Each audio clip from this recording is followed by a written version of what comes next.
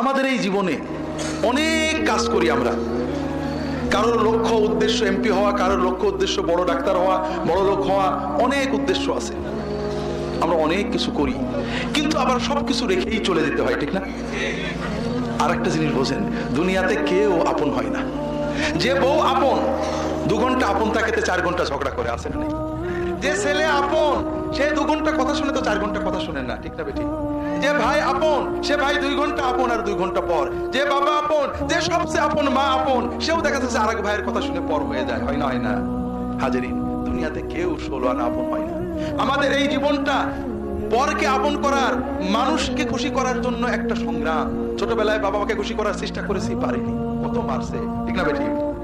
বড় হয়ে বান্ধবীদের বন্ধুদের খুশি করার চেষ্টা করছি, থাকেনি, ঠিক না বেঠিক? বিয়ে করে বউকে স্বামীকে খুশি করার চেষ্টা করেছি, 16 আনা কখনোই হয়নি, ঠিক না বেঠিক? কর্মক্ষেত্রে, জীবনে, সব জায়গায় আমরা 12 আনা ব্যর্থ, যদি 4 আনা সফল হইও, ঠিক না বেঠিক? একজনই আছেন যাকে আপন করলে তিনি কখনো পর হন না। কে? আল্লাহকে আপন করতে পারলে সব সময় আল্লাহকে সাথে পাবেন। যদি আল্লাহকে আপন করে নিতে পারেন, আপনার বিপদে আপদে কষ্টে দুঃখে সব সময় মনে হবে আল্লাহ আপনার সাথেই রয়েছে।